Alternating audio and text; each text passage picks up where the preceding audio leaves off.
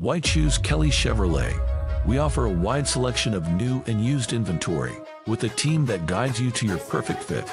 Our certified pre-owned options ensure peace of mind with warranties and rigorous inspections.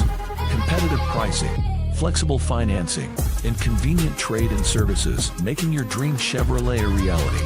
Trust our experienced service team to keep your vehicle in top shape and enjoy free car washes as long as you own your vehicle.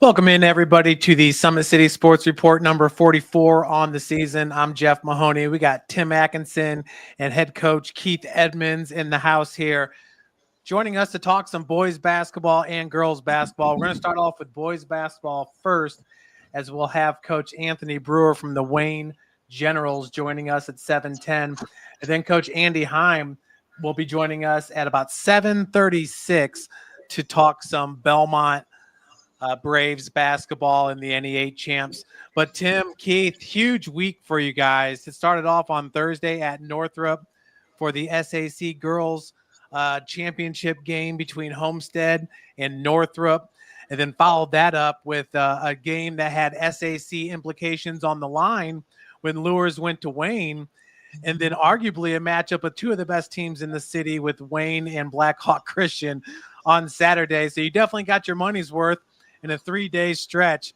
But Tim, you even had a comment on Friday that you kind of had goosebumps. The atmosphere was so great at Wayne. Yeah, it was SAC Holiday Championship Tournament type of vibes. Of course, you felt that way as well because it was at Wayne, who used to host it, which we may be working on trying to get that back. As I'm not going to spill anything too much right now, but we're working on that. But yeah, I mean, it was just a great 3 days of basketball. Seeing Homestead, the girls, they absolutely were on fire. Coach, what'd they hit? 13, 14 threes against Northrop? 14 threes, yes. 14 threes. They were very, very impressive. Then we saw the Mac Welker show again on the boys on the Homestead side. That sophomore is ramping up. He just got his second Division I offer. I believe that's the last one was from Indiana Tech.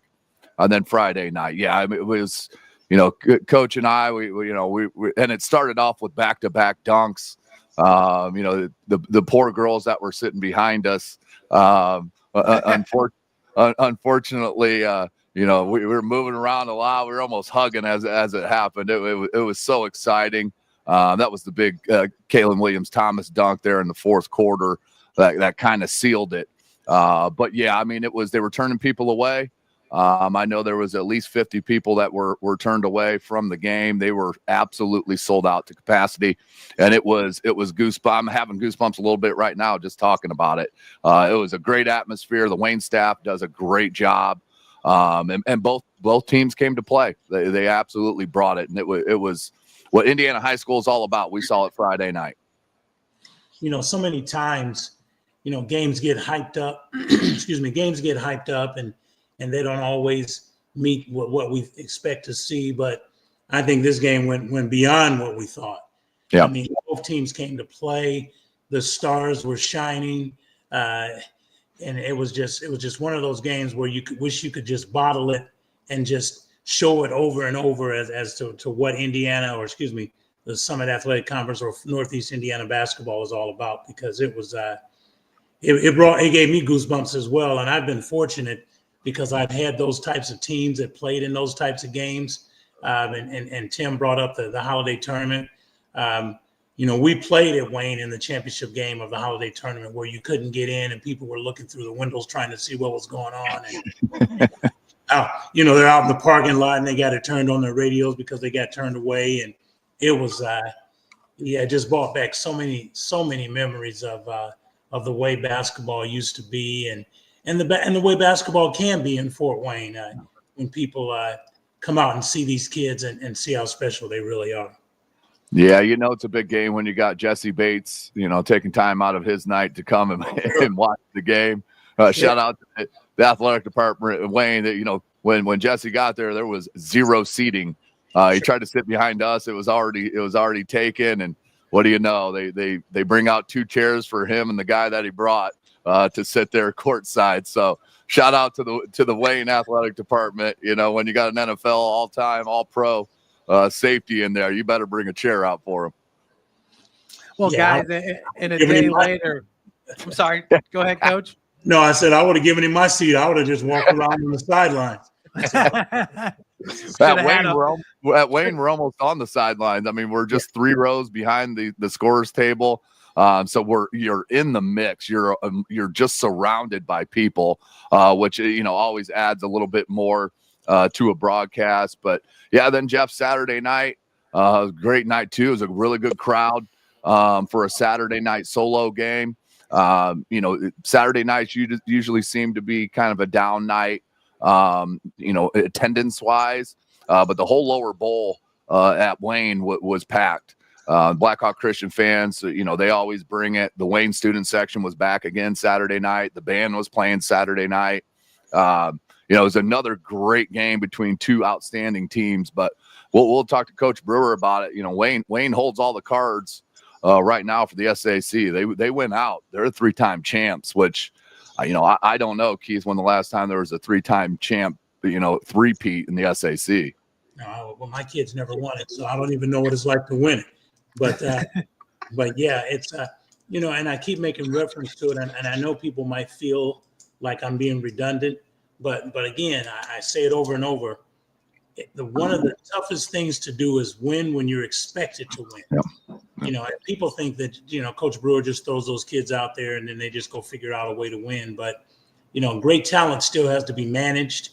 Still has to. You have egos involved. You have kids that are unsigned that are still trying to get looks and get scholarship offers. And there's all different types of things that go into putting a quality product on the floor that Wayne has done this past 3 years, actually, obviously with Coach Pickens, and then the past 2 years under Coach Brewer. So, hats off to them and what they're doing over there.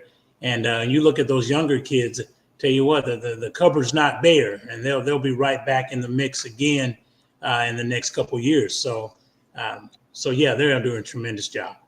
Yeah, the freshman and sophomore class is outstanding at Wayne as well. They're, like Coach said, they're going to be good for some time. Yeah, Tyree Eldridge is a sophomore, is getting some really good run this year on the varsity level. And Eldridge, the freshman Eldridge, he's a big that's had a really good season as a defensive pass rusher for Wayne this past year as a freshman. This kid's going to be really good on the basketball floor as well. We can't talk about last week, and we'll get into it with Coach Brewer, Kalen William Thomas and his progression. I'm telling you, the kid does everything on the basketball floor. Scores at all 3 levels, plays high-level defense, gets the crowd rocking with the hammer job dunks. Kalen William Thomas is the unsung hero on the Wayne Generals. There's no question about it. He's ultra under recruited. I always like to bring up the name Jack Ferguson from Homestead, 7-8 years ago, that finally got a D1 offer late in his senior year and took advantage of that. I believe it was Colgate, and yes. and really produced and had a good career there. Kalen Williams Thomas, it looks like it's going to be that type of player, late bloomer, I guess, quote unquote. He's always been good, but this year you've seen what his capabilities are. And to me, he's a D1 level prospect as a shooting guard. I think his highest ceiling could be if he get a little bit more handles and play the point guard at the next level. But to me, the kid can get it done. His athleticism compares with the D1 athletes that we've seen out of Fort Wayne. No doubt, he's going to be a steal. And I said this on the air the other night. I'm not sure what these colleges are waiting on. And again, I don't know what his offers are looking like or anything like that, but he should be getting numerous offers, especially at the Division I level. I definitely think that he can play in the MAC and some of the other conferences around. I look at him as a combo guard. I think they would probably bring him in as a 2, even though he's a little slight, but his defensive ability and his ability to score. You know, you hear people say he can score the basketball. He can score at all 3 levels.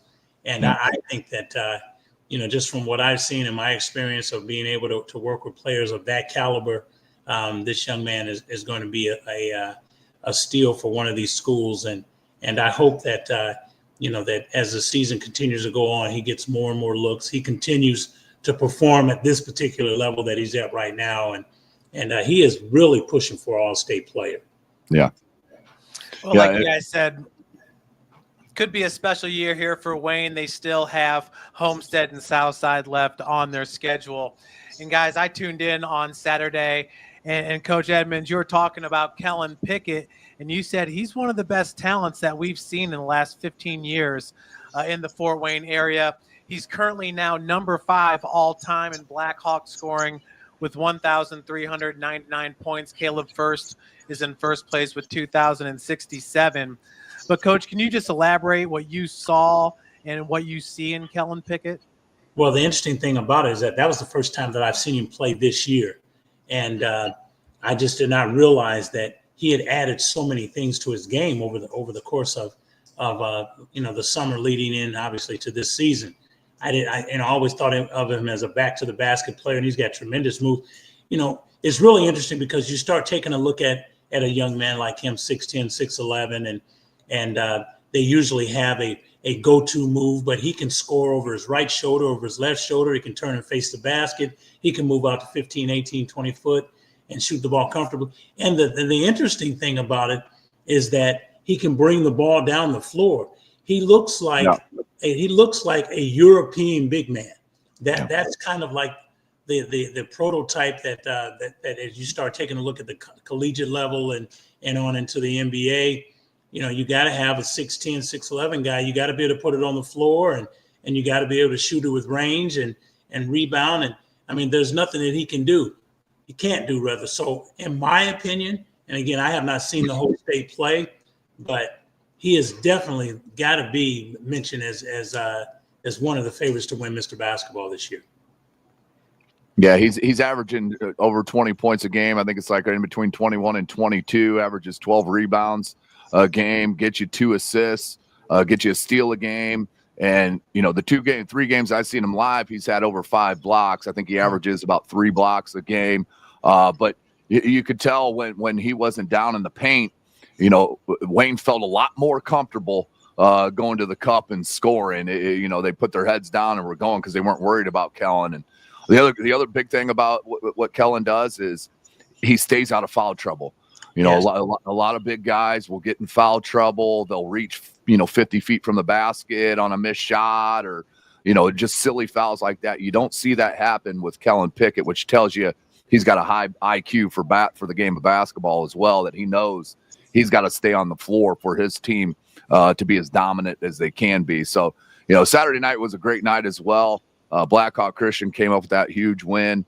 It was really Wayne led that whole game until middle of the fourth quarter, and Blackhawk Christian took advantage, took the lead and never gave it back up. Sefton played so well. I think he had 16, 17 points. He was one of our PSM players of the game. Briggs Pardon continues to get to that right-hand drive that coach kept bringing up. If he gets to his right hand, say goodnight to the cup. He's super impressive. Drake Sefton's the freshman, and his older brother, Bryce, the senior, had an outstanding game shooting the ball.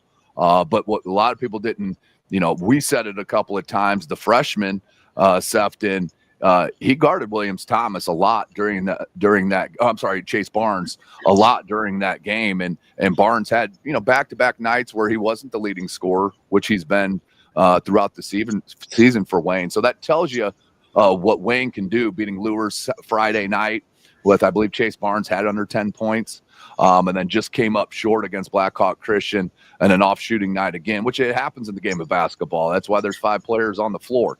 You're not every night going to be at your best or hit all your shots.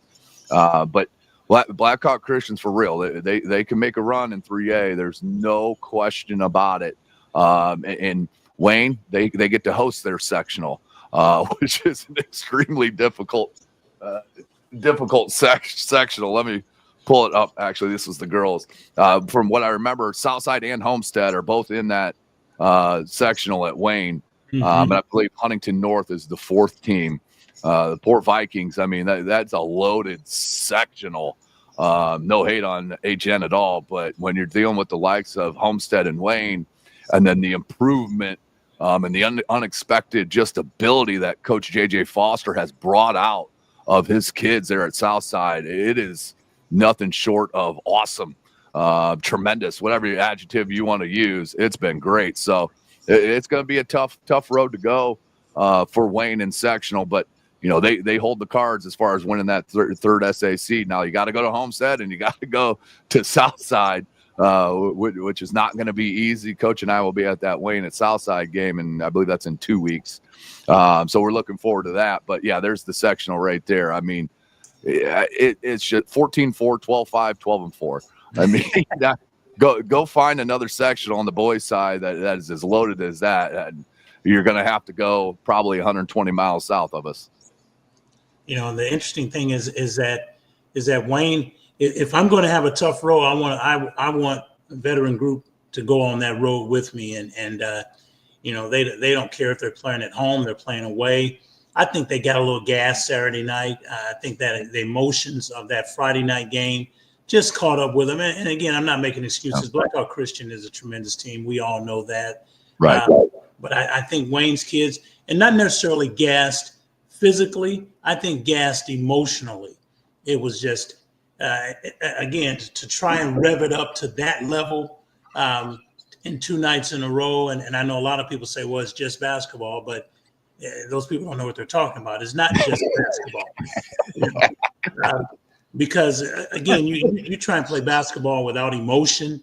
Right. Then, you know, then I'm not sure what you're playing, ping pong or something else. But you know, to try and rev it up emotionally and play 2 of the better teams, not only in Northeast Indiana, but 2 of the teams that could win their respective class as far as the state championship is concerned, is asking a lot. And those kids, they gave it everything they had, just came up short. But again, Wayne, if I'm going to win a particular tough weekend, give me the conference win.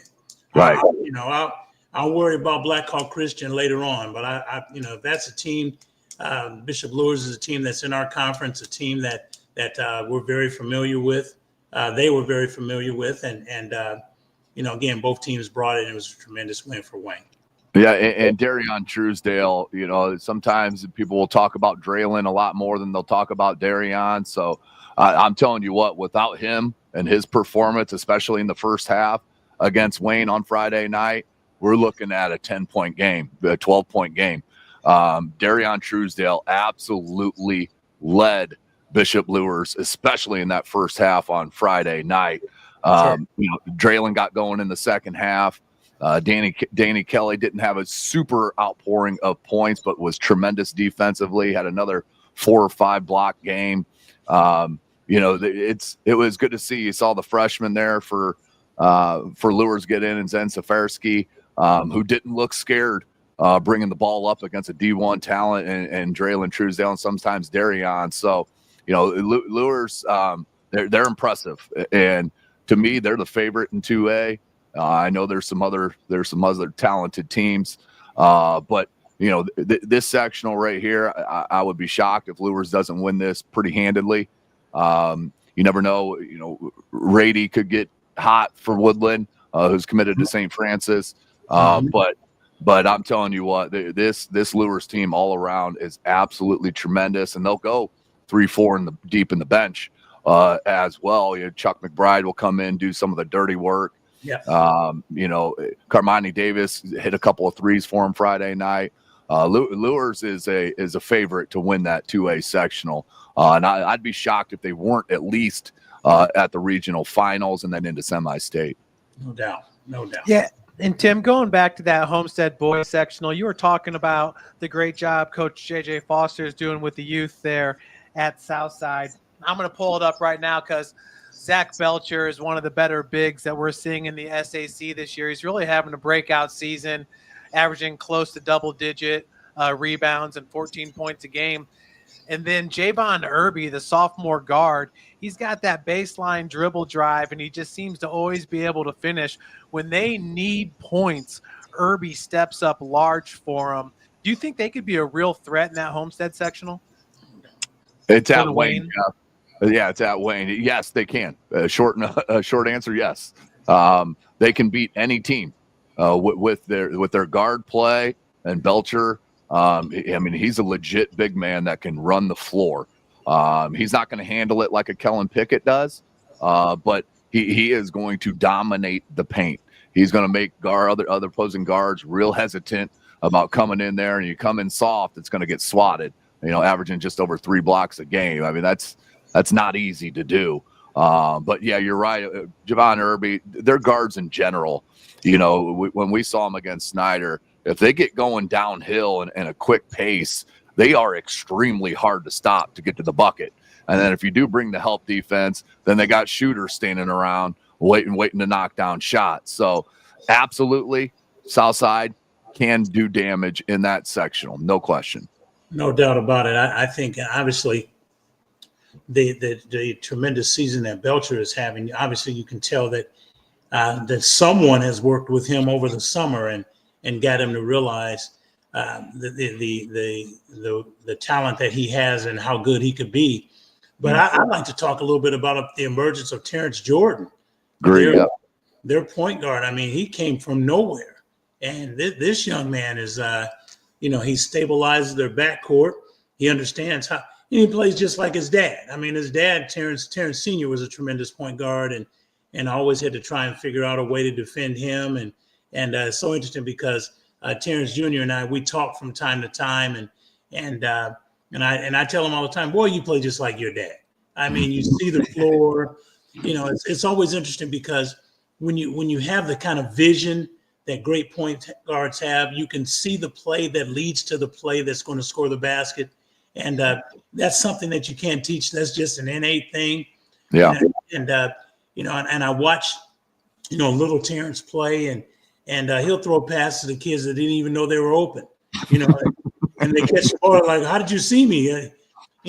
It's just really interesting that he is having the kind of season that he's having for someone that really did not play varsity at all and maybe got in towards the latter part of the season, but to step up and be the kind of player he is. And obviously with Irby and I tell you what, their guards are bulldogs. They get after them, but they get downhill.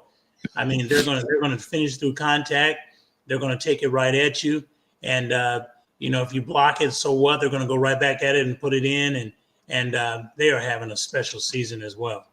Yeah, DeMarcus Barrs had a great senior year. There's no. I mean, he is really, really progressed. And he's I believe the second leading scorer there for South. Yes. They've a lot of people say, well, nobody expected them to win. All right, but after running off your first 6 games and all dubs, all right, now they become 100. So I don't like that excuse at all for Southside. They are rising to the challenge, and I'm super proud of what they've done. And Coach Foster, I think he knows what he's doing a little bit. Won several games at Lures, and now at Southside. Not the overall win-loss what you want, but the guy can flat out coach and he can bring in a wide array of type of players and make them mesh. When we saw him against Snyder, and we'll get to see him a week from Friday against Wayne, that team really gels together. And it's great to see there on the south side of town. And basketball's at its highest level when you got a south side and north side, some of the older schools in Fort Wayne. When they're good, it adds a little something to it for sure.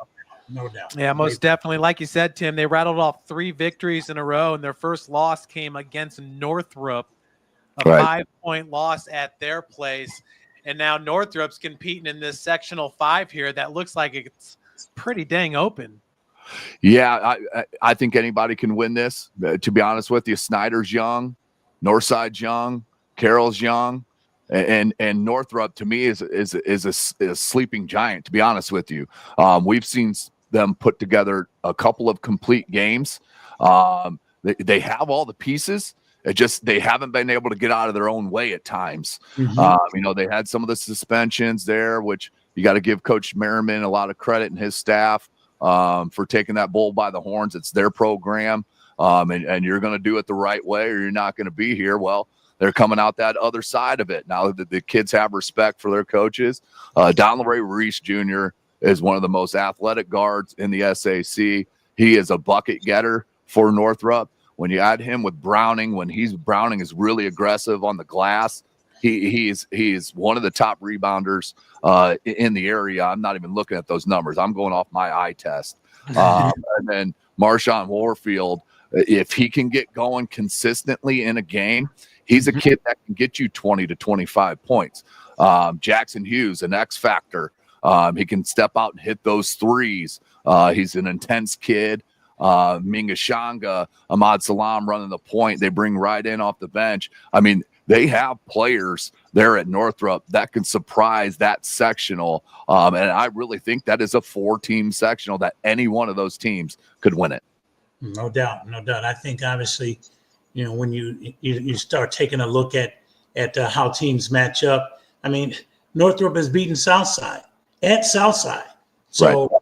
So again, some people might say it's a fluke, but again, my thing is that when you play teams and you only have to play them one time, you don't have to beat them in a series. You beat them and you move forward.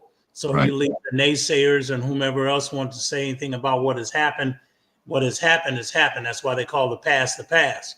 But you move forward, and I think Northrop, if they can get some momentum going into the sectional, they can do some damage. Obviously, they have to have a good draw, but I don't think that they're going to back down from anyone. And they've proven themselves. Yeah, guys. Well, Bishop Lures and Black Hawk in the latest AP polls, both of those teams are still ranked. Wayne comes in at number 15 in the 4A, and Warsaw's all the way up to number 6. Do you guys see Warsaw as a true threat in 6A? I mean, honestly, I have not seen them play. So, that would be guesswork on my part. I'm trying to pull up their schedule right now. Here we go. So it looks like their 3 losses are against Fishers, Jefferson, and Lures beat them by 14. That's a 2A Lures team. They beat a young Carroll team, it looks like by 8. They beat Homestead the second game of the season in overtime by 2. So, I mean, that's a huge win. They beat Penn by 4. They beat Northside pretty handedly. It's not, they're not consistently playing the 4A teams. So it's kind of hard to judge just looking at schedule. I don't know a whole lot about them to be able to, it'd be guesswork on my part. No, I didn't. Okay, I just got a message from Coach Brewer that says, I'm ready when you guys are. So, yeah, he needs to join. Yes. So tell him I emailed him the link. I don't know if you sent it to him too. Yeah, I did too. I've already sent him the link. But yeah, Tim, also in that poll in Class 3A, Blackhawks ranked number 13. And you just kind of have a feeling because, like you said, kind of the opposite of Warsaw, they're playing up, it seems like, in a lot of these games. Do you feel like they could be even ranked higher than 13 or be a better team? Without seeing every 3A team in the state of Indiana, my short answer is yes. I mean, I don't know how many 3A teams are going to have a complete roster like what they have. And not only that, Jeff, Blackhawk Christian, they try to schedule every Summit Athletic Conference team. I think there's 1 or 2 that don't play them, but they schedule like a 4A school. When we talked to Coach Matt Roth a week ago or 2 weeks ago, whatever it was, last week, whatever it was, he mentioned it. We want to put ourselves in the highest level environment each and every game that we can. I mean, when you scroll down there, it is majority of 3A to 4A teams. I mean, you're going to have Canterbury, they're local, but is that the only one? And Lures is 2A and Westfield's 2A. There's only 3. Right, and Heritage Christian is a tough player in the Class 2A. They've been for quite some time. So, yeah, it's going to be really, really interesting to see how this 3A sectional pops out. And, yeah, there's Coach Brewer. And with Tim, we got Coach Brewer joining us now. Coach, thanks for joining the show. Hey, thanks for having me, fellas. Appreciate you, Coach. Big weekend for you, Coach, there with games against Bishop Lures and Blackhawk. How you guys feeling after this past weekend? After this weekend, it was nice to get a good conference win. But the way Blackhawk ended, we were a little bit disappointed, but we know that our goals are still intact, and we still have a lot to learn and a long way to go. Yeah, Coach, going back to that atmosphere Friday night, I mean, that's why you play basketball. That's why you coach basketball. It's for nights like that.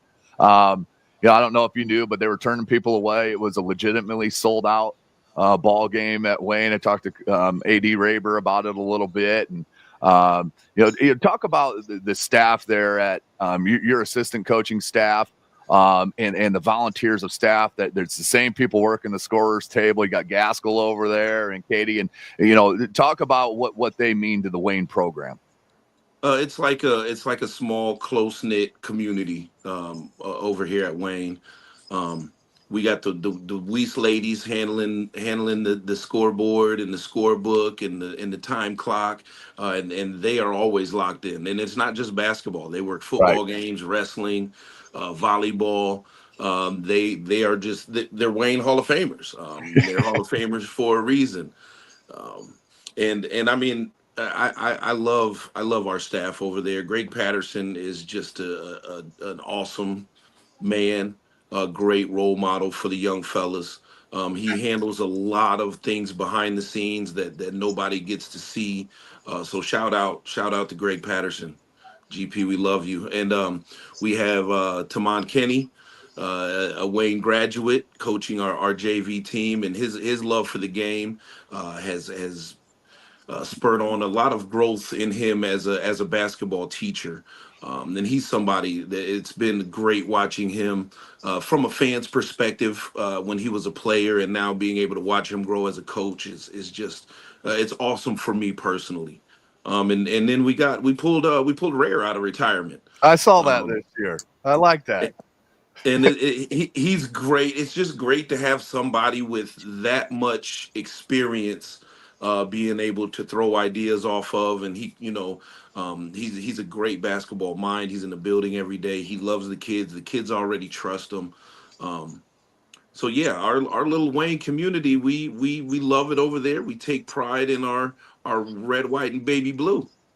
That's awesome. And then the atmosphere, Coach. I mean, you've been around the game a long time, back with playing for Coach, and at Concordia, assistant there, and then being an assistant under Pickens, and then finally getting the job. I don't remember those atmospheres a lot, besides like a SAC Holiday Championship tournament type of game. Talk about what your kids and your staff came out of Friday night. I mean, obviously better getting the win than it would have been with getting the loss, but just talk about what the kids were talking about with the atmosphere that they got to play in front of. Well, we couldn't hear each other talking about the atmosphere because it was so loud. But they ran into a video last season of mid-90s South Side basketball, like a mixtape. It was the Cam Stevens, Omar Cooper, Adrian Reese era, where they were throwing lobs and dunks, and I remember Coach Edmonds in practice was like, not let them get lobs. That Southside team, they found a highlight tape of them, and they were just in awe of the crowds, and they got to see Wayne completely packed, and after the game, a lot of them brought up how the environment on Friday matched what they got to see in that late 90s, mid 90s highlight tape. Coach Keith? What's up, Brew? What's up, Coach?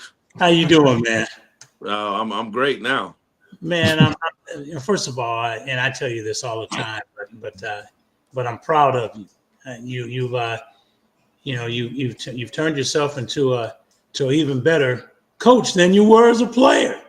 I mean, and I thought you were a tremendous player. But it's just great to see, and I'm going to share this. I've shared it over and over. How difficult is it to win when people expect you to win? Because I think sometimes people are like, well, I could coach that team. Brewer, he inherited all that great talent. All you got to do is put him out there.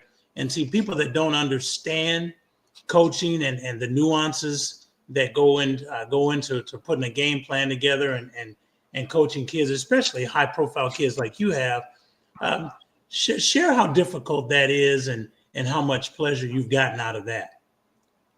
It's extremely rewarding being able to be a head coach at Wayne High School, especially being able to stand on Byron Pickett's shoulders my first couple years, being able to coach a veteran group of kids who have high basketball IQs and we can share ideas together instead of me just being the voice all the time.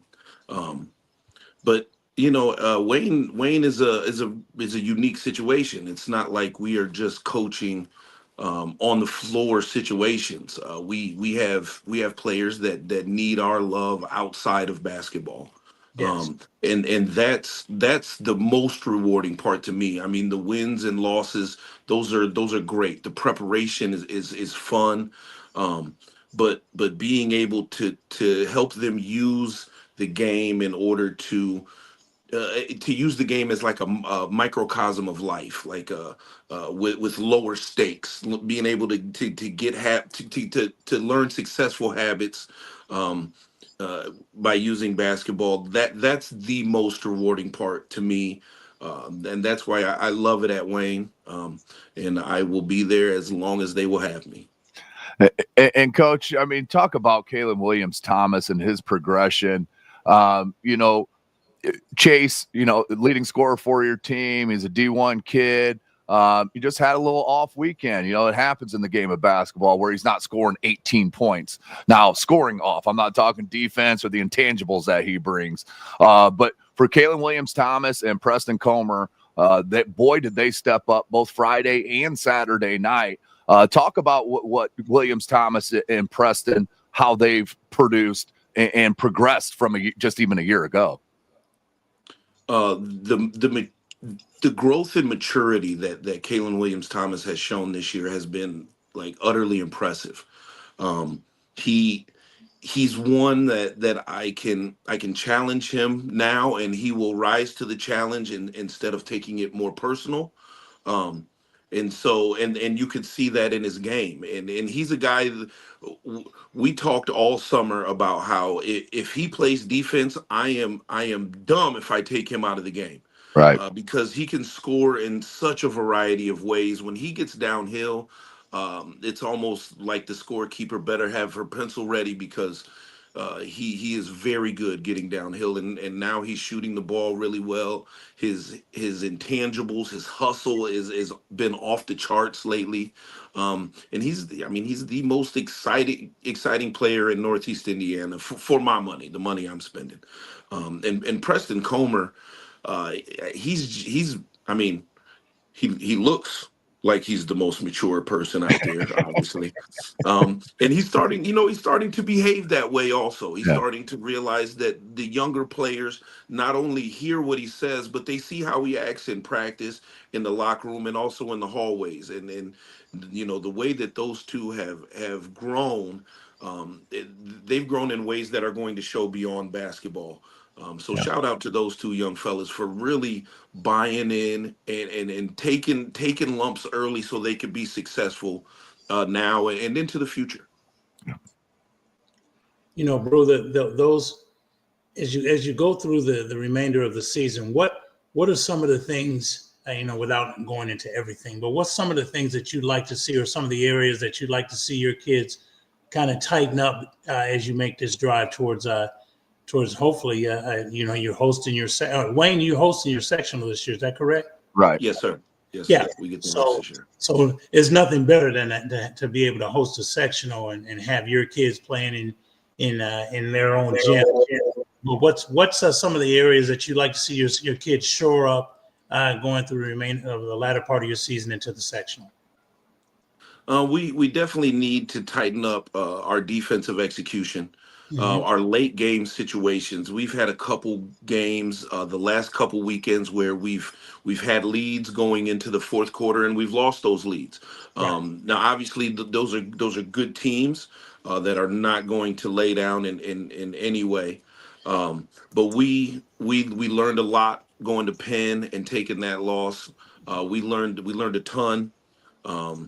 In that fourth quarter against Black Hawk Christian, and the way that our kids have really dove into the films, and they want to watch films, and you know the tape never lies.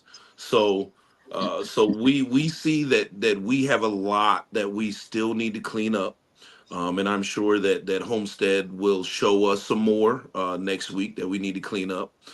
Southside also, and we have to be ready. I mean, Southside's playing very good basketball right now. Young Irby is just he's impressive. I can't say enough good about Irby over at Southside. The big fella has really come into his own. He's playing with more confidence than I've ever seen. And then the little point guard, he could be one of them ones in the future. I got nothing but respect for what Southside is doing over there, and obviously, Coach Johnson over at Homestead, you don't get to 500 wins by accident, and he is going to he's going to exploit everything that we don't do well. So we know we have a lot to clean up and a lot of work to do in these next few weeks. And Coach, we're tight for time here. So last question for you, and we'll get you on again as we get closer to sectionals, probably not next week, but the week after, to talk about the lead up to sectionals. But Coach asked you about what you guys got to improve on. Absolutely love that. My question is, how far do you look ahead as a coaching staff? Are you already preparing for that Homestead? Do you delegate some of that to whether it be Kenny or Greg? Or Aaron to start getting a game plan together? How far ahead do you guys look? I mean, we don't look too far ahead. Obviously, we know our schedule and we're locked in to watching high school basketball. I feel like between Thanksgiving and spring break, all I watch is high school basketball. So we always have an eye for the future. But we know that nobody is going to just lay down for us. We know that we are going to get the best shot that teams have to offer. We're not going to see, or I'm sorry, we are going to see some things in game that we don't see during film sessions. So like I said, we always have an eye to the future, but we don't take any games lightly. We know that we have 23 opportunities to get better in a game situation, and that's our job is improvement. Well, Coach, thanks so much for joining us. We wish you the best as you chase that SAC title. And like Tim said, we'd love to have you back on here as we get closer to sectionals in the postseason. Hey, I appreciate you guys having me on. And now that I know how this works, you won't have to wait as long next time. Apologies, guys. Apologies. It's all good, Coach. Technology. Proud of you, bro. Hey, that means a lot coming from you, Coach. It really does. Because when I was a young fella, you really instilled a lot of confidence in me as a middle school player, as a high school player. I played for two of your brothers. Like I got nothing but love for the whole Edmonds clan. Thank you, Coach. Yep. You and the rest of the city, bro. Thanks again. Well, Thanks, Coach. Have a good night, guys. All right. So that was Coach Anthony Brewer. And now we welcome to the show Coach Andy Heim. In his 14th year at Bellmont, Coach Heim is having one of the best seasons that he's ever had there with the Braves.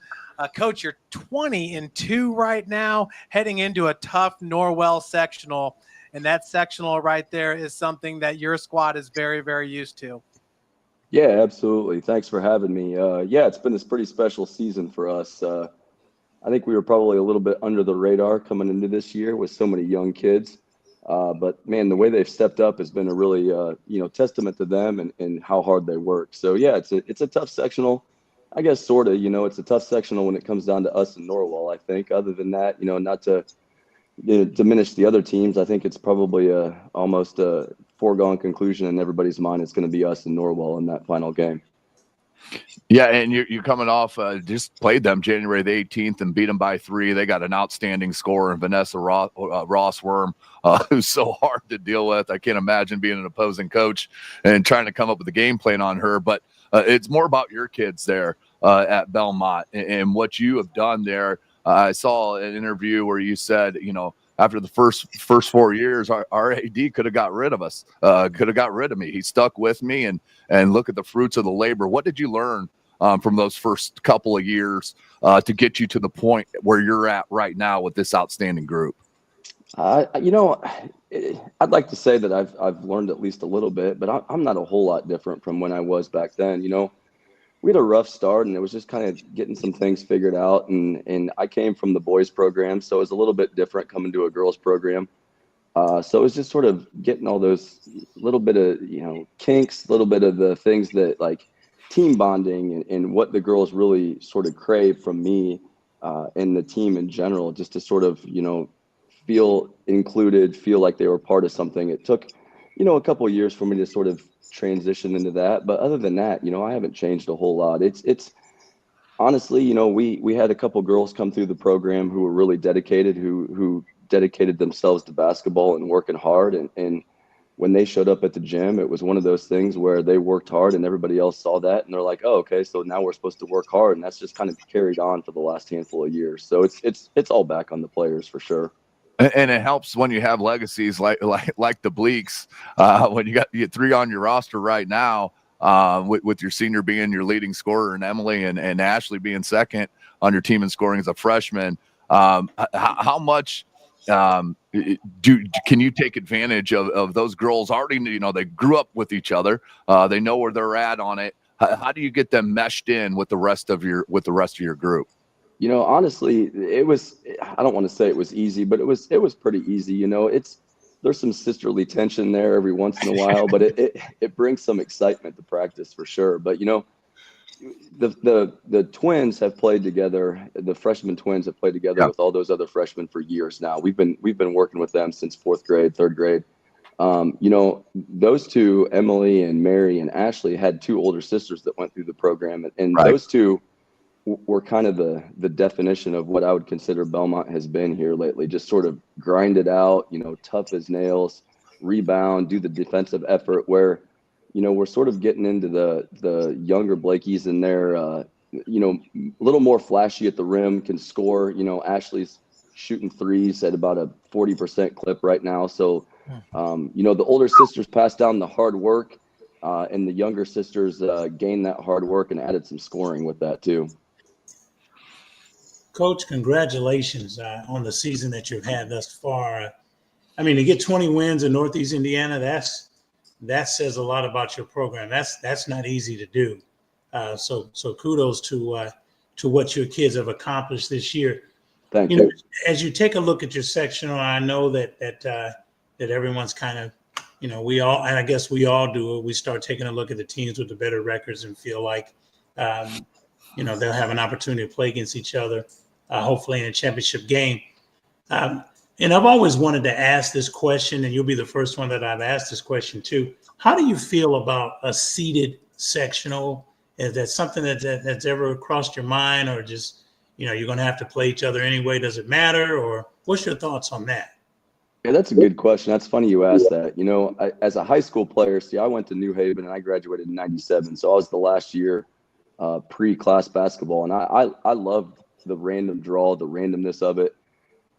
As a coach, I suppose I love that a little bit less. But, I talked to all the coaches who, have some conference tournaments, and I'm like, oh, man, you guys should seed this thing. And they're like, yeah, I agree with you. But I don't know. Sectionals is just state tournament's just such a tradition of, the random draw, the Sure. Sunday meeting, like we get together every Sunday. to watch, and it's the excitement. So I guess I'm sort of torn. That's not a very good answer to your question, Coach, but like I'm sort of torn with it. You know, our sectional split pretty close to seeded.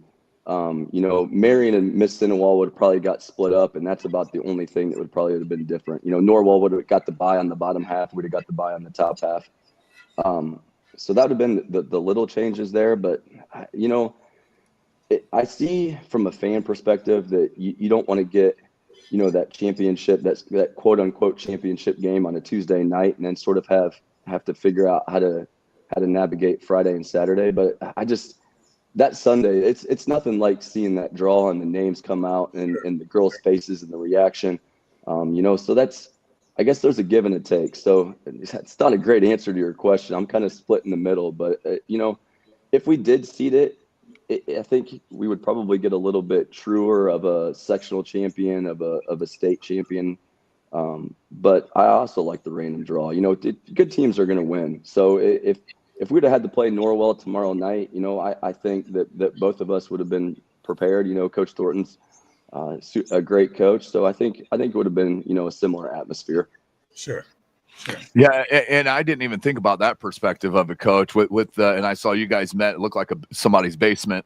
But that Sunday, where you know you see it on Twitter a lot, the girls are getting together, and because they're not knowing who they play. If it was seeded already, they would know. So I never thought about it like that. I mean, that adds kind of the March Madness Sunday night, you know, pulled out of the hat type of stuff. So I can see that point for sure.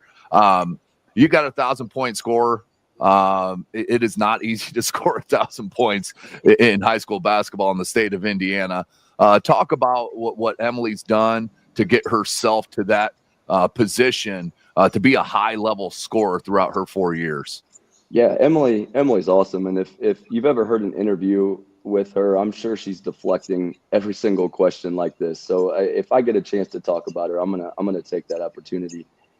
You know, on top of the 1,000 points, by the end of sectionals, she'll have 500 rebounds, she'll have 200 steals, and we'd have to go a little bit deeper into the tournament, but she's got a chance at 200 assists too. So that just sort of shows you what kind of player she is. That's a crazy stat line in my mind. Sure. You know, when she came in as a freshman, she's one of those kids where you knew she was going to be on varsity right from the get-go. That summer that we spent with her, that 8th grade summer, we just knew that she was going to be a good role. I had a senior that year come to me, you know, before the season started, and she's like, you know, Emily's going to be starting this year, isn't she? And I'm like, well, we'll figure it out. And then she eventually did.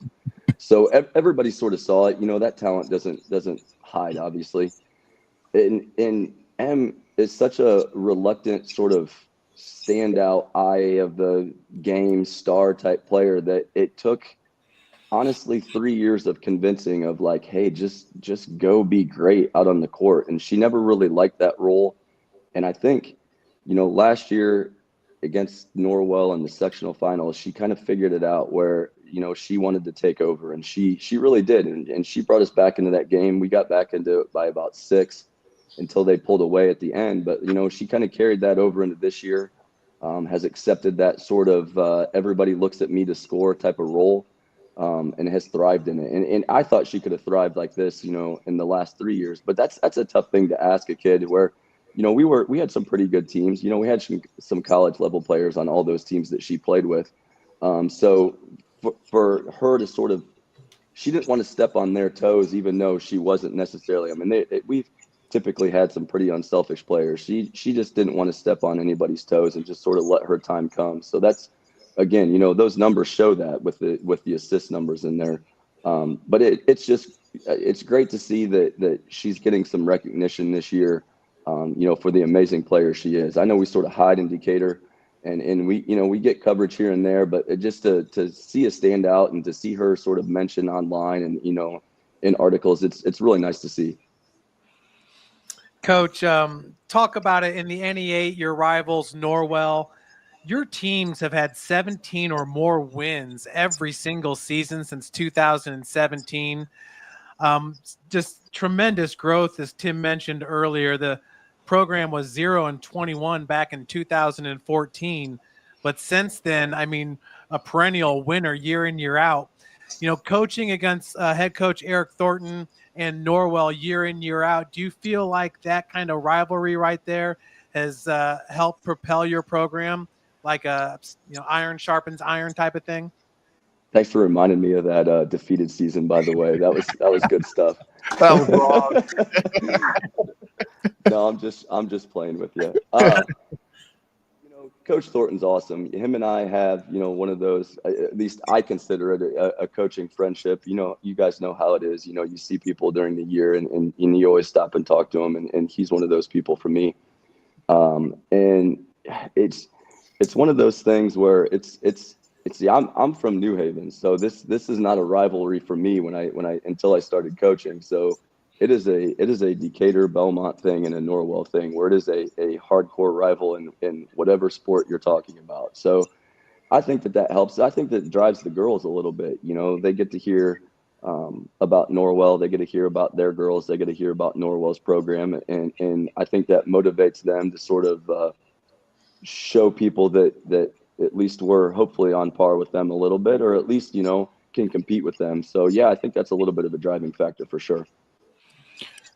Yeah, and Coach, go ahead, Keith. You can go. No, go ahead, Keith. No, I was just going to ask, Coach, when you start taking a look at your schedule, and I saw the only two bleeps on your schedule were against the SAC teams. How do you go about putting your schedule together? Do you want to see all different types of styles of play, or do you have a lot of input in regards to who you schedule from one season to the next? Yeah, I do. My ADs have been great with that, where, when we were struggling off early in my career, where we got some games that hopefully we could compete in, to, when we had people like Grace Hunter, who ended up going to Northern Illinois, we scheduled those teams that hopefully would get some exposure for us.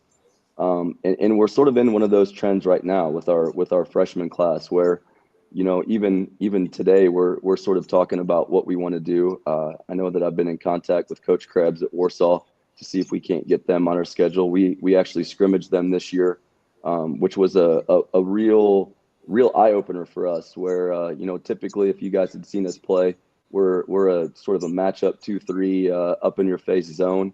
Where this year we're more pick them up full court and guard them man. And not that Coach Krebs probably knew what he was doing, but when we went to that 5-quarter at the beginning of the year, we played Warsaw really tough and man, we were struggling in the zone. Now it probably didn't hurt that they've got some shooters, but it sort of showed that maybe zone wasn't it this year. So to put our schedule together right now, we're in a pretty high point of our program and again with these freshmen. So I think it's not necessarily a style type thing. It's looking to push us because we know we're gonna run into Coach Thornton and Norwell in the sectional, where we need to get some high level games on there.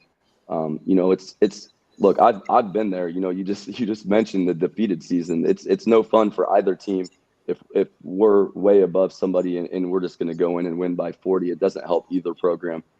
So we're just trying to get some programs that we can see that will help both teams build. Coach, in 14 years, have you seen tremendous growth with your youth program and just all the teams you have underneath you?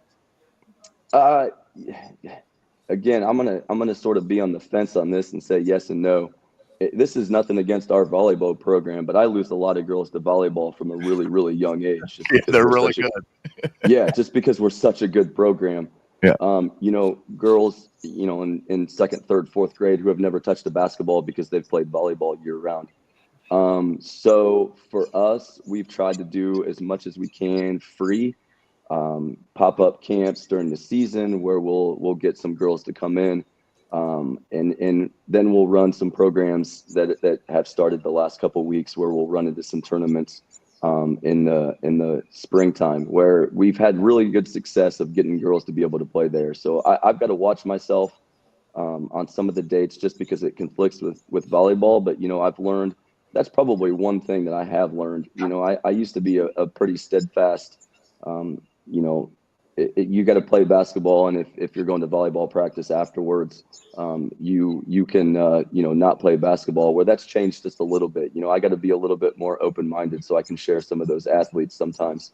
And it goes down as far as the elementary school too. So I'm trying to schedule around all of those people, and if they can make a tournament and they can make one game and they can't make the other, I'm completely fine with that. I just want them to show up. But yeah, I think the more we offer, the more participation we have in those youth things. But again, going back to my freshman class right now, like they have just killed the participation. They are diehards, which has made it easy, and it shows sort of those younger girls that hey, we can do this too. This is fun. I think the brand of basketball we're playing right now is fun.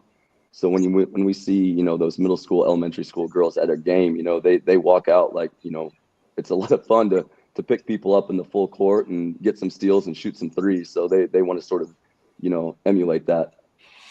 Yeah, Coach. And you mentioned it, the amount of freshmen. I do got to give a shout out to Sam the Man Frick, because when I knew that I was going to be interviewed, I had to prepare. And Sam was the guy that I reached out to. The freshmen, you have so many, but the talent level is extremely high. He mentioned to me freshman and Kate Barton, who just came off, had a 17-point game against Garrett. What is it like where you see, a freshman just all of a sudden they put it together in a certain game? How rewarding is that for you as a coach? Again, I'd like to say I had something to do with it, but man, these girls work so hard.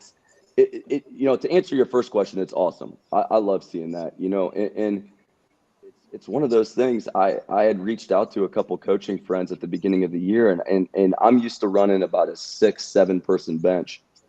I had no idea how to run a 9-10 person bench. No offense to the people out there that do this, but the 5 in, 5 out, I'm not a huge fan of that, just because of the flow of the game, and so I'm trying to figure out. I'm looking at NBA numbers on how they sub, and we're doing all these different things on how to get these subs in. At the beginning of the year, it was a little bit stressful to try to figure out how these girls could play. And honestly, Caitlin was one of those where we're like, we don't want her just sitting on the varsity bench, even though we're good. So she played, a quarter or two JV, the first 3 JV games, and her and Mary Blakey both did, and they just dominated a JV game. And we're like, we can't do this anymore. We got to figure this out. And they came up full time with us, and we got our rotations down a little bit, and it's awesome just because it doesn't. And this 100% is all them. They do not care who scores. Like, they will all be off the bench. When Barton was 5 for 9 at the Garrett game, like you were saying, from 3, you could hear the bench erupt, which, as a player, that's awesome for them. They feel that they can, freely take these shots and not have to worry about somebody behind them saying, well, that should have been my shot. And it's awesome for me because we don't have to have any of those conversations. It's just it's such a team first type attitude. And it just goes back to them. They've done this. Like, we would take them to whatever it was, whatever tournament it was, and we'd be in between games. I'm like, all right, girls, get something to eat, rest up.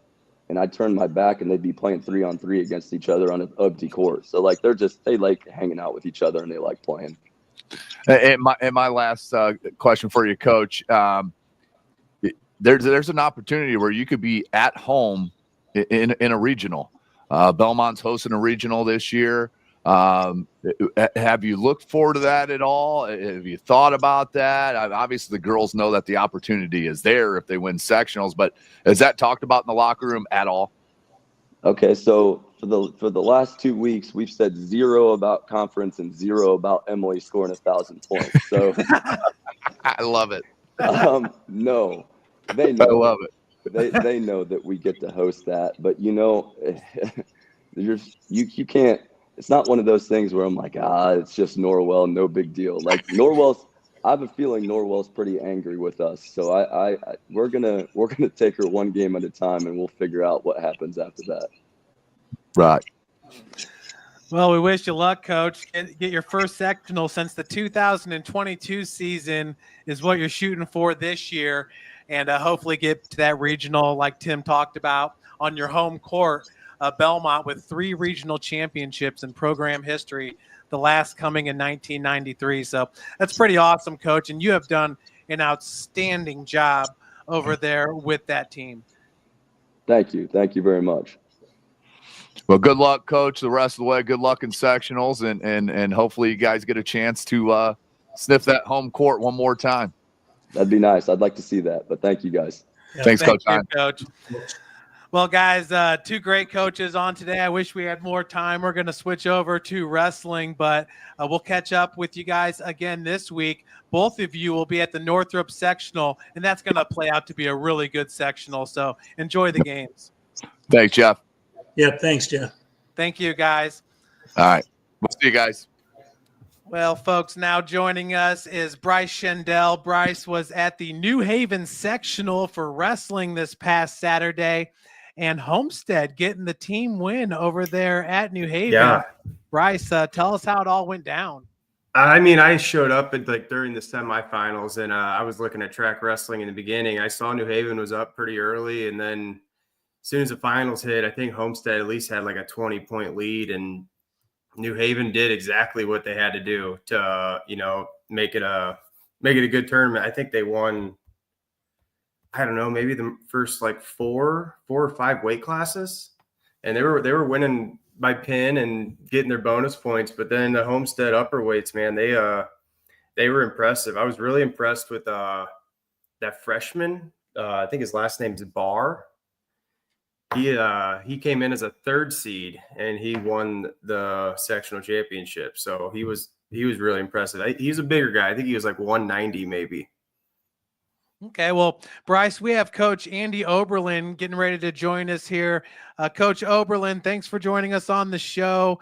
Head coach at Homestead. I believe you took over in the 2020 season, got your team to team state this year, and now pulling off the win here at the New Haven Sectional, just edging out New Haven and Snyder. But, Coach, great job this past Saturday. Had to be pretty exciting. Oh, Let me see if I can unmute Coach here. I don't know, Bryce, I might have accidentally muted him again. I have no idea how to do any of that. Hey, there we can you hear go, me? Coach. We got you. All right, can you hear me fine? Yes, we can. Yeah, here, Dookie. Yeah, what was the question again? I apologize. We're finishing up practice here at the fort. Oh, yeah, no problem. Speaking of, I see a bunch of kids over there. How many kids came out to train at the fort today? Probably looks like a good, 30, 35-ish or Dang. so. Somewhere around there. Wow, Coach, Coach, you run practice? Monday, Thursdays. What was that? I said, Coach Duke running practice? Yeah, Coach Duke just got done running the practice. We were at Homestead's practice, and he took off early from there, came over here, and finished up the little kids. I just got over here just a little bit ago. I'm tapped in. I'm getting in here. Boys are Coach, busy.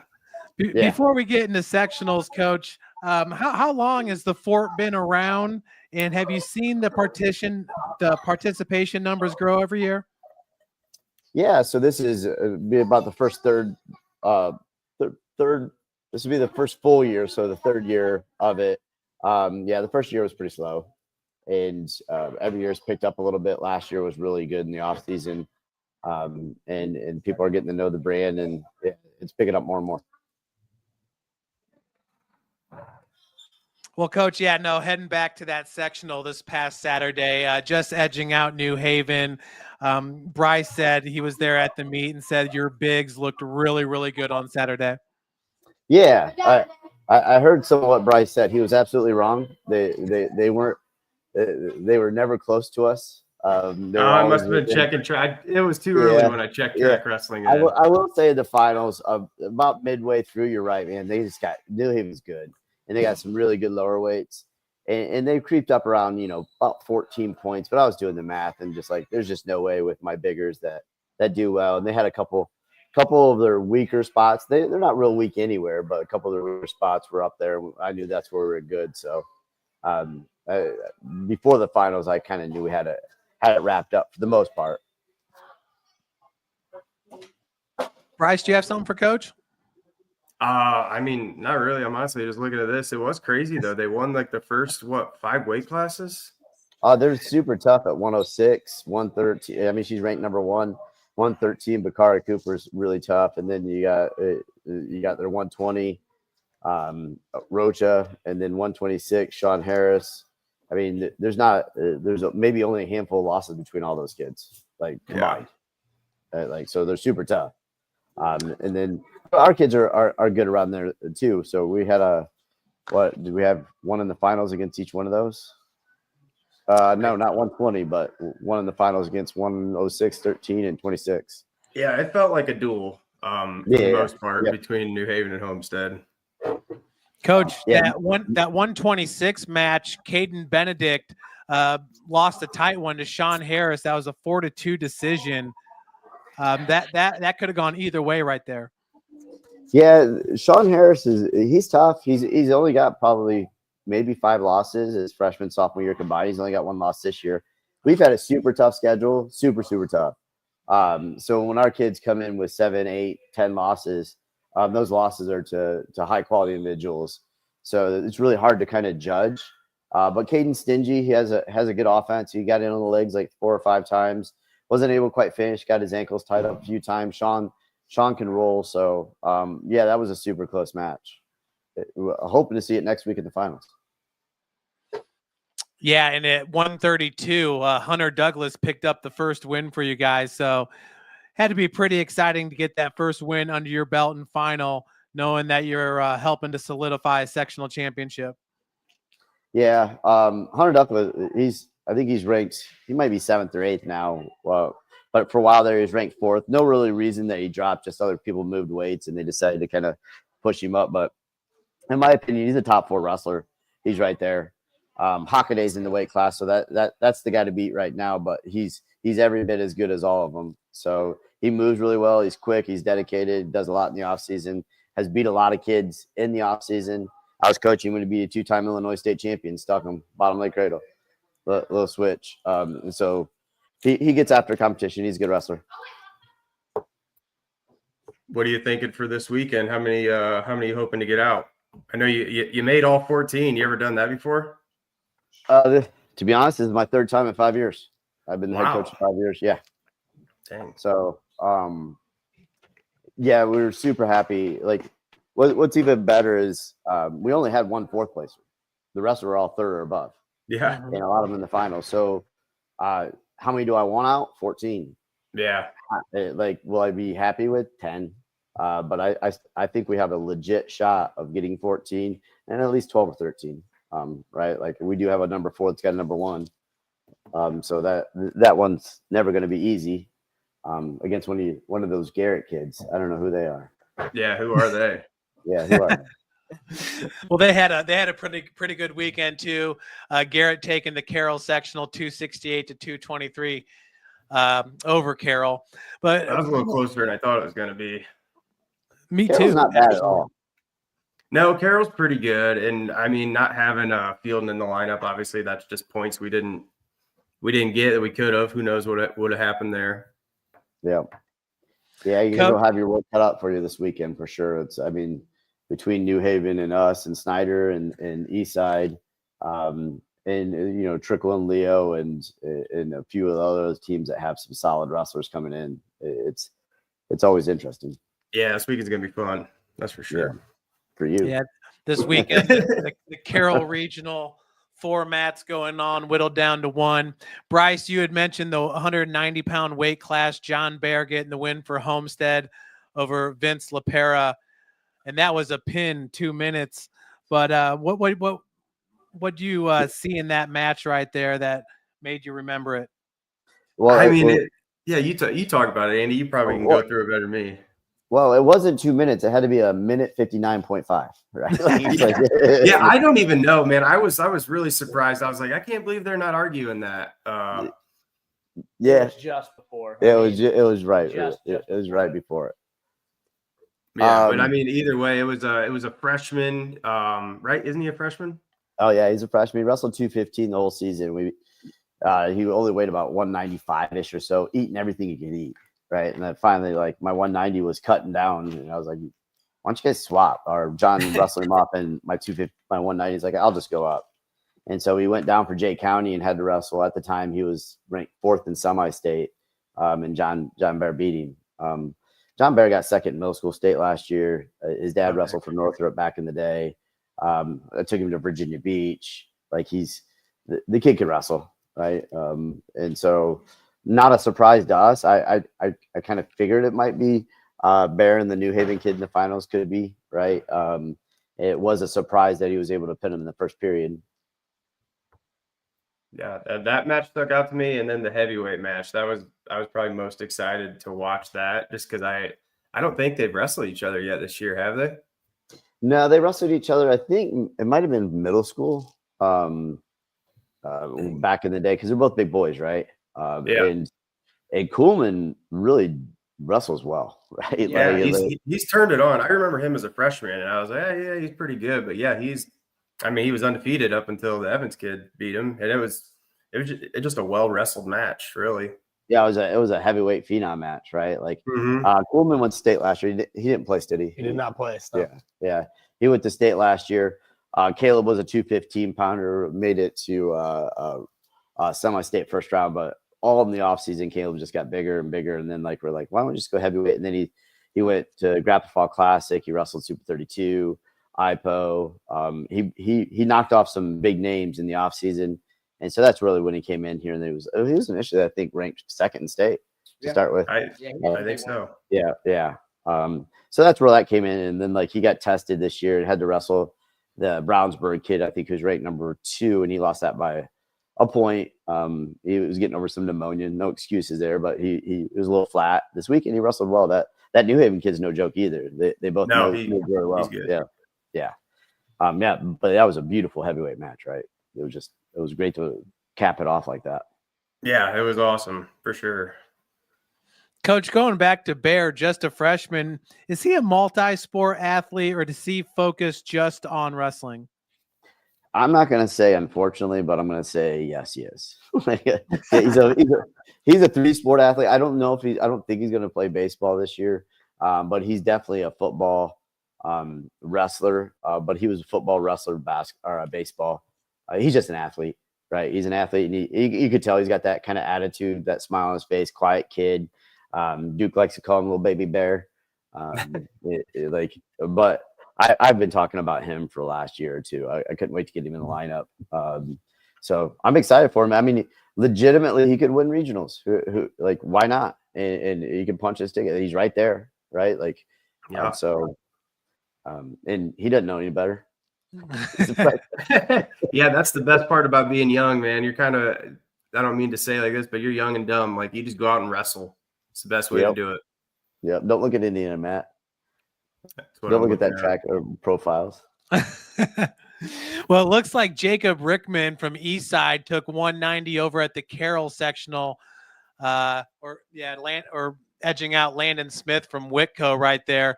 Are those opponents that John's seen this year? No. John, like I said, John was at 215 all season. Wow. All the way up until a week or 2 before sectionals, 2 weeks before sectionals, when we wrestled Jay County. Yeah, you can see Aiden Hunt from Garrett took the 215 weight class.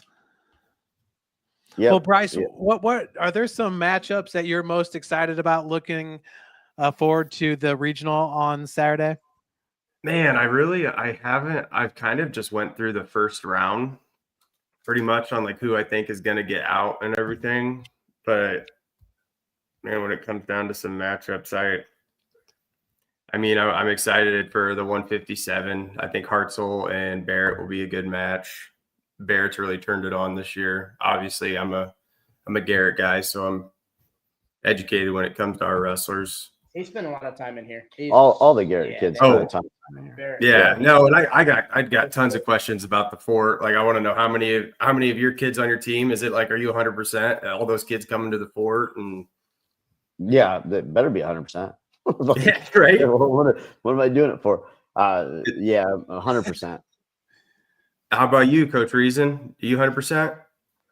So you talked about multiple sport athletes, and we've got a lot of the kids when wrestling season ends, football season begins for a lot of my kids, and right. From from 57 on up, we were all football kids. And I would say most of them have been in here at some point. I don't know that that Krell ever made his way in, but Yeah, I'm not sure I've seen him. other than Dylan, and Dylan to do summer open mats and stuff like that. But like Riley's definitely been here a number of times, and Dallas Plattner, and you know, a lot of our lighter weights. So we definitely, you know, my own kids train here a lot, so we definitely have that Fort connection. You know, we get our kids here as much as we can, and so I would say most of my kids at some point have been in the Fort for sure.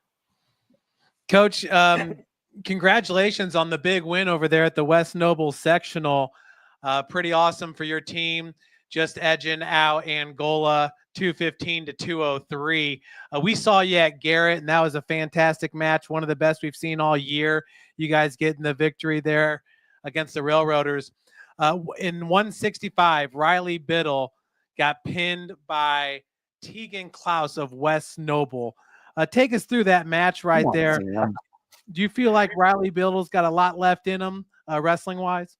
Oh, for sure, for sure. Riley had beat him 8-0 in our dual meet, and yeah, it was kind of a weird weekend for us because we were able to hold off Angola, and we definitely left some points out there the whole weekend, really.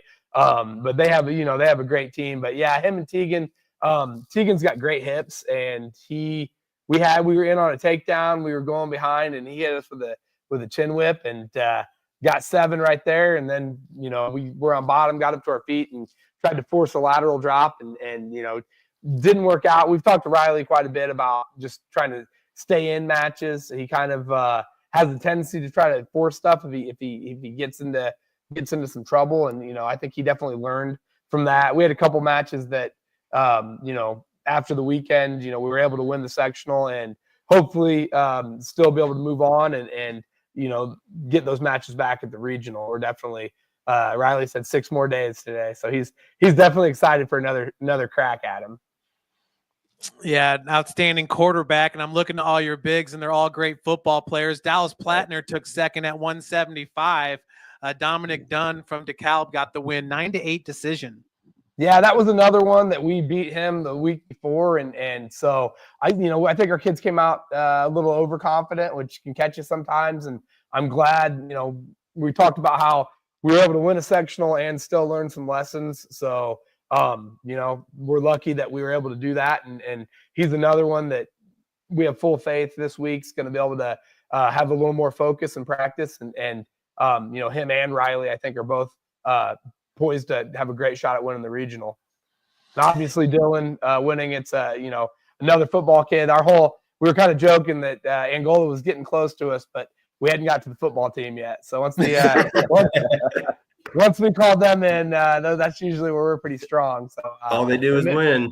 Yes, it makes it easy on me when those guys show up in October after a you know, good summer of lifting. Yeah, and sticking with the football guys, how about James Miller, who was a good offensive lineman at East Noble, but taking second in the heavyweight group?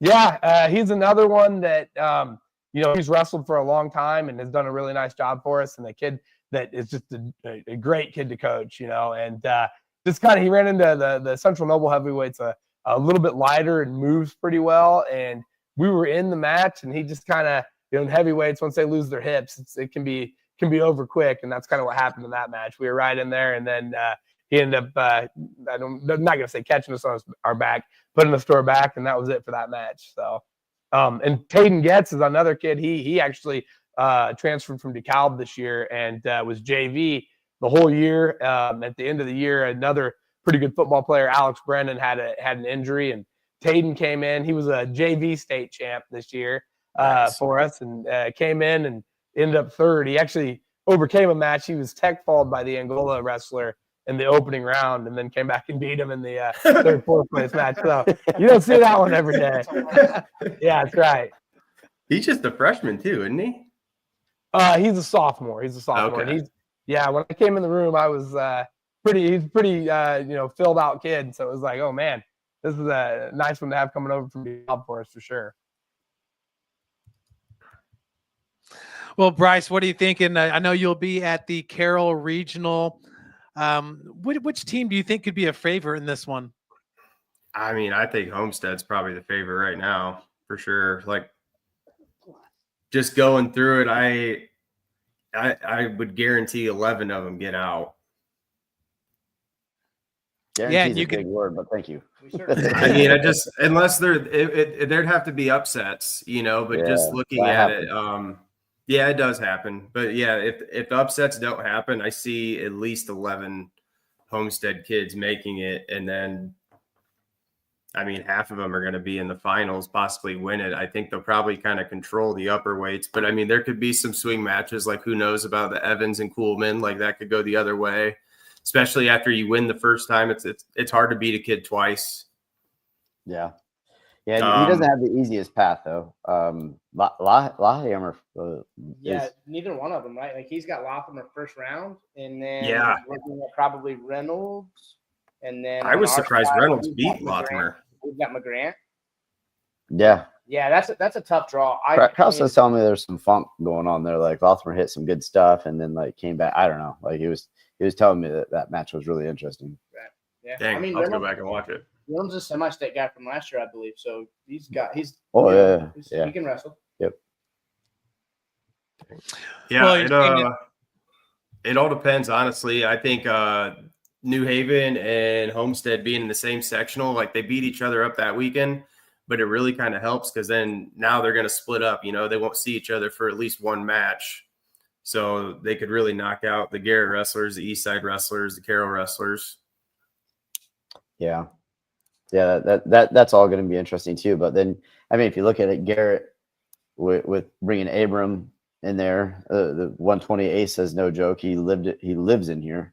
I've seen him beat some kids that don't look like he should be able to beat. Kids positionally solid, right? And then you throw some of those other Garrett kids in there. They're able to kind of take it to like they hit New Haven in a couple spots that they're able to. New Haven's able to usually walk through. Yeah, for sure. They got some good lightweights. I mean, I think Asa is who's he got from New Haven? Is that Rocha? Yep. I think Rocha beat him pretty good earlier, but I mean, Asa was just starting out in the season too. I think he's kind of realized, I'm as good as these guys are. Like now he needs to start beating them. Rocha's he's had a really good year. He's tough. Yeah, he's tough. Yeah, just no he's around. super tough. He's solid. Yeah. Really, really good wrestler. He's tough and he's mean. Yep. Yeah, he is. Well, Coach Oberlin, is there somebody that we haven't mentioned, not from Homestead, but that's going to be competing in this regional that you're really excited to see wrestle? Somebody that's not on Homestead's team, or are you just too busy in the grind of postseason right now? I mean, I'll be honest with you, like not trying to brag here, but so many of those kids transport that it's going to be an exciting weekend, but also a depressing weekend, right? I've already had it the last couple of years where like one of my kids gets beat by a kid that I trained all summer, and here maybe my kid didn't go as much as they went, right? Like so some of it's going to be bittersweet, right? Like some of the kids will get beat out that you don't want to because you see how hard they work. I mean, I like my Garrett people too. I think Abram we got Heisler, right? Like I'm not counting Heiser out. Heiser can wrestle with anyone. He's a great little freshman. Abram's a really good wrestler. I like when he's getting pushed to the limit, watching him go. I like Asa. That's going to be some good ones. Anyone that you guys can think of that really? How did the Bakari and Heisler match go? It was nails. Yeah, that was a good one. That was a good one. It was a very good one. He came out of the gates quick on us, maybe 6-0. Yeah, it was like 6-0, 7-0. And we brought it back with 5-7, and we were on top. Once Heisler got on top, he started doing Heisler things and tilted him a couple times, tied it up maybe. You caught us in a lat or something. Maybe 6-5 Bakari at that point from neutral. And I think he went whizzer off of our single leg, big whizzer. Bakari's big, strong. Yeah, he's a dude. Lincoln Carter from Eastside. I'm an old Butler Billy from back in the day, so I still like me some Eastside people. The Dubs, right? Like I grew up with Dubs. Kid's tough. That's an interesting weight class in general. 32 is. You got Hunter probably the front runner, but then you've got some guys. Yep. some really good first round matchups at 32. I would think. Yeah, I was going to say 6. Did he wrestle Lathan? The Carroll kid? No. I mean, countless times in here. Right? Okay. Well, yeah. He was 38 in the duel. Lathan was. Okay. He was 38 in the duel. Reigns wrestled him. Reigns kind of took it to Lathan that night. Pretty bad. We took it to Carroll really bad. Like, yeah, you guys did. I actually feel a little bit bad on that one. When we walked away from that one, I'm like, let's just leave that score lay, because I know that they're a better team than that, and they'll prove out. They did. They're young. They're going to be really solid in the next couple of years. That freshman class is really good. Mm-hmm. Yeah. That was what I was going to say. Was Warner and Ocampo? Yeah. If they meet each other, that could be in. I was at the Spartan Classic, and Joey gave Heather Kroll a really tough match. So that would be one I'd be interested in. And then even Ramon and Joey in the semis, and Jalen Davis is in there too. He's another definite Fort kid. So Ray Pole, 106 is tough. Yeah, Ray Pole's in there. So there's Easton Doster. I mean, he's on a different level. I like, hopefully, like, we'll see. Like what happens. My Hutch Russell's Lincoln Carter. If Carter makes it to Easton, see what he can do there. But Easton's super. Like, he looked tough this weekend. He looked like he was healthy. Yeah, he looked like he's a problem. Yeah. Hate to say that the kid's on a mission, but sometimes kids look like they're on a mission, right? Yeah, he's good. Yeah. I think Carter will give him what more than he wants, though. I think Lincoln Carter's tough. Yeah, he is. Yeah, he's been wrestling a long time, and he's a football player too. So like, he gets out just like Sam's football players. You really can't judge a team in the first half of the season if they play a lot of football, because it takes a little bit to get the wrestling legs back underneath them and start firing all cylinders. He dealt with some injuries too from football. Most of our kids came in after state like the day after they were there ready to go, but we were pretty healthy for having a team that made a state run with like all of those kids played a huge part in it. And we were pretty healthy coming out, and it's been a sprint. When they go to state, there's no rest in the season at all. So it's a sprint for sure. Yeah, and those Eastside kids, like, when you coach the youth level, and Bryce knows this, I had the opportunity to coach him when he was younger. You see those kids coming up, right? Like, it's coming, right? And you got to give them their freshman year, right? And they'll take their licks like everyone else, but then they start to turn into what they're going to turn into. And Eastside's been that way. Carter, the Dubs, you saw them at all the youth events. Fike's another one. Yeah, Fike's another one. Like, Fike's tough. Yeah. 38. Malachi. Lane Snyder. Yeah, Malachi and Lane Snyder could be something with Reigns. So, like, I'm not discounting Reigns ever. We saw when we saw Eastside over in Ohio, one thing that kind of said they're physical, right? Like, they're going to come out. They're not soft by any means. They'll come out and get out. No, man, that's the factory in us. Right. And the two Richmond brothers are also they're a little the 90s, a little undersized, but he does a nice job. He's tough. Yeah, he took it down this weekend. Well, guys, over at that regional, what time can the fans expect for the finals to start? Is it, roughly 1 p.m. or? Yeah, that's what I said. It starts at 9 and they just roll, right? Like, they don't give any time frames after that. And regional's quick. Yeah, 1 p.m. is usually the right around that time that it'll start. Well, once again, looking at it, Carroll has more entries than any other school with 14, a bunch of schools with 11, looking at Garrett and Snyder and a few others. Bryce, did you have any more questions before we cut Coach loose? I mean, I could ask him questions all day, but not really. I'm just excited for you guys. You've had an awesome season, and it's showing right now. Keep it up. Yeah, I appreciate it. I will I'll throw a little bone. Like, Snyder wrestled well at sectionals. They really did. They if you go back and look at who outplaced their seeds, it was Snyder, right? And they did well. Individuals will make things really interesting. Yeah, and I'm a huge Ton fan. I really am. I've known Ton for quite a while. Placing 5th and 2nd, and he's in there doing the hard work in the ditches. So I'll throw some stuff out to him.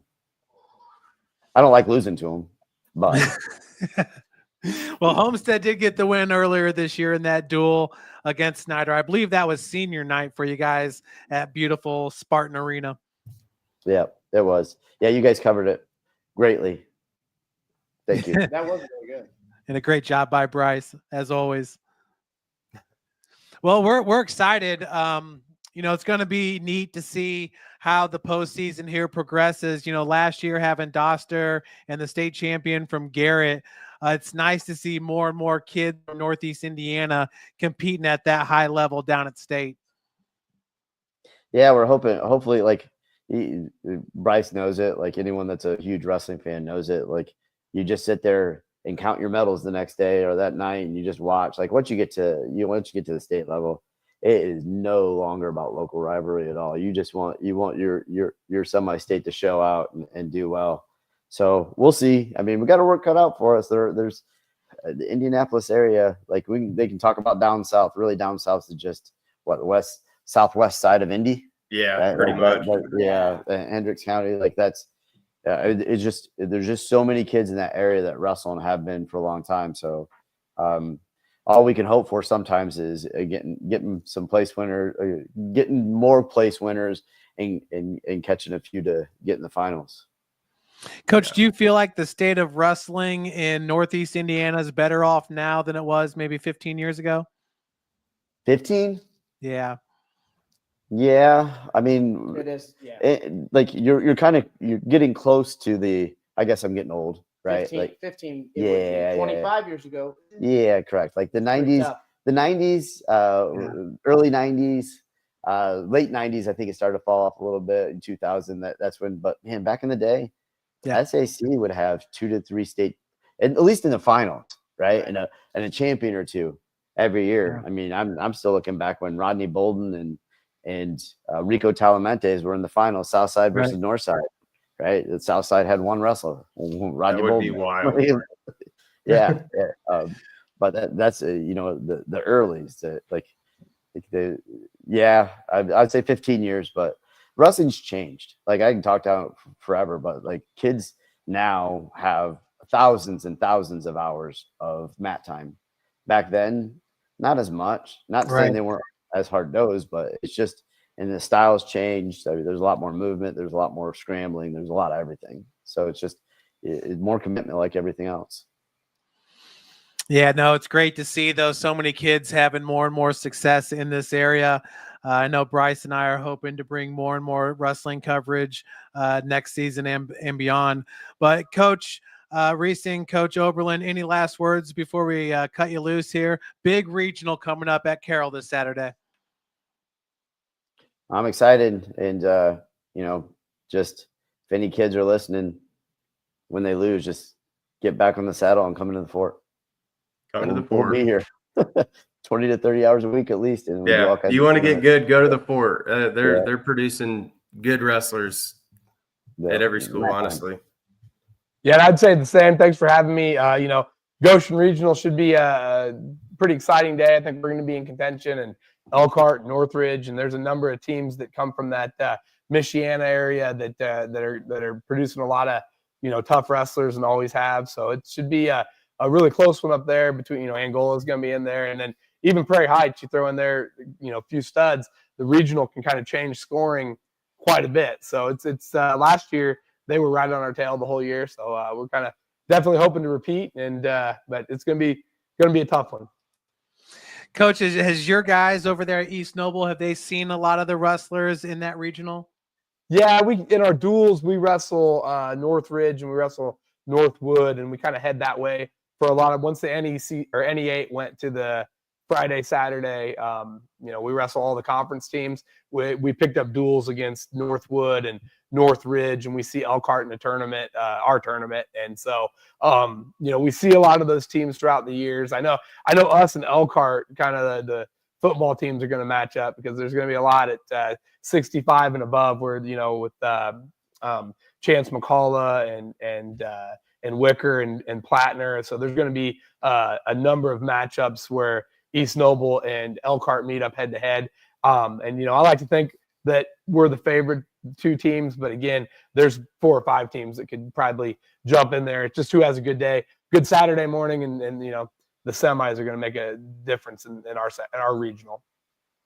Yeah, it looks like Northridge, Northwood, and Gola, along with yourself, all have double-digit counts. Yeah, and so that first round is going to knock some of those down, and so I think the team that has the best first round, and then again, like the semis are really going to separate that regional. There's probably going to be a couple teams with it's going to be about 5 to 7 kids who are going to win that regional, as opposed to the 10, 11, 12 that might be the Carroll regional. There's I think a few more. I don't want to say depth, because there's more. I think that there's deeper with like New Haven, Garrett, and Homestead are like really good teams, and Carroll's really good too. But then there's like a lot of teams up in our regional that have 4 or 5 really good kids. So there's kind of more teams that might be in contention, I would say. And you got a couple guys ranked number 1, Andrew Wilson in the 138-pound class, Riley Biddle 165, and Dallas Plattner at 175.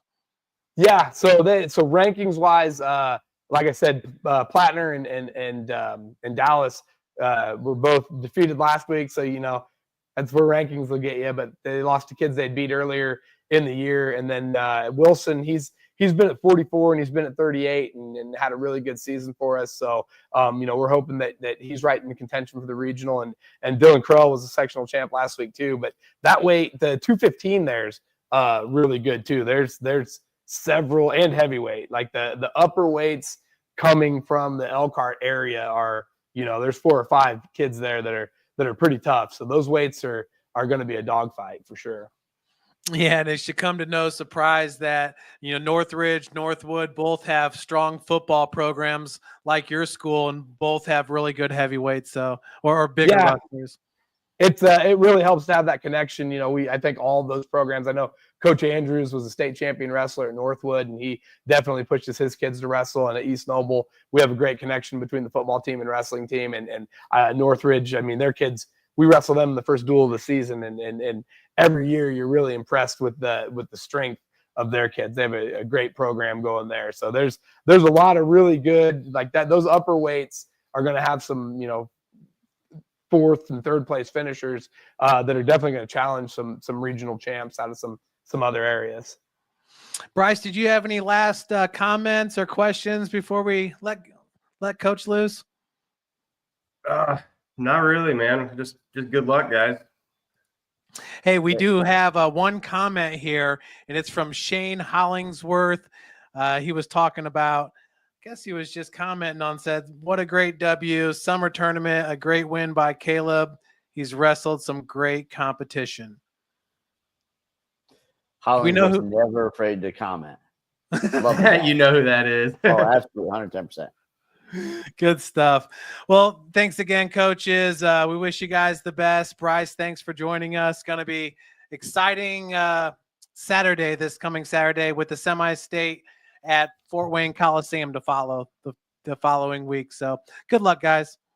Hey, thanks guys. Appreciate it. See you guys. See you, Bryce. Well, that was Coach Riesen, Coach Oberlin. Bryce, I know that you were pretty high on Homestead heading into the sectionals, and they definitely answered the call. East Noble dropping a tough one over there to West Noble, but a lot of wrestlers advancing. So it doesn't seem like East Noble wrestled their best a week ago. Maybe that could be this Saturday. Yeah, I mean, they're definitely in contention to be a regional champion. That's for sure. I'm not too informed on their matchups. I haven't really checked out their brackets too much yet, but regionals is a different game, man. Not everyone brings a full team. I mean, you can win regionals with 6 wrestlers, if that's kind of how your regional is. I think the Carroll regional is headline maybe that 3 teams I think have a solid chance to win it, being Garrett, Homestead, New Haven. But like Coach Riesen was saying over there at the Goshen regional, there's 5 or 6 teams that could probably take it down, Yeah, most definitely. And we didn't get a chance to talk too much about the Garrett kids over there at the Carroll Sectional, but Garrett getting the win over the bigger school in the Carroll Chargers. What'd you hear from the coaches and from the athletes from Garrett? Were they pretty happy with how they wrestled at the sectional? Yeah, I think for the most part, there's probably a couple that they would like back. I know it was really big for our heavyweight to beat the Carroll kid and to place top 2, because if you didn't place top 2, then he was either going to run into the Kuhlman from Leo or Evans from Homestead first round, and those kids are tough. So that's what I'd call a death draw. Going into them, it's just not something you're really looking forward to. So Reynolds getting first, that was huge for him. It gave him a real easy match an easier match, I guess, to make it to semi-state, and then he'll have Kuhlman in the semifinals, which will be, I think Kuhlman's pinned him already. Yeah, Reynolds getting the pin, Aiden Hunt at 215 getting the pin. He's turned it on, that's for sure. But yeah, I mean, the Railroaders came to play, and it seems like all the best wrestlers are wrestling at this time of the season. Yeah, there's no slouches now. I mean, the kids you see now, they're either going to be happy to be there, or they're thinking they got bigger goals, Yeah, most definitely. Well, Bryce, thanks again. And I know that you're not going to be calling a match this weekend. You'll probably just be at Carroll hanging out, but join us next Monday. We'll get a couple more coaches on, and it's really exciting as, it's win or go home this time of year. And the guys got to be on there. The first round's my favorite. Yeah, most definitely. I seeing that Biddle took second place at that sectional. I can't wait to see what he does at the regionals. Yeah, he'll probably get a rematch with Klaus, I'm sure. Yeah. All right. Well, that's Bryce Schindel. I'm Jeff Mahoney. Until next week, everybody. Thanks for joining us, and have a great night. White Shoes Kelly Chevrolet. We offer a wide selection of new and used inventory with a team that guides you to your perfect fit. Our certified pre-owned options ensure peace of mind with warranties and rigorous inspections.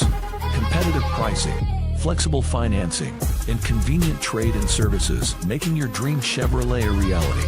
Trust our experienced service team to keep your vehicle in top shape, and enjoy free car washes as long as you own your vehicle.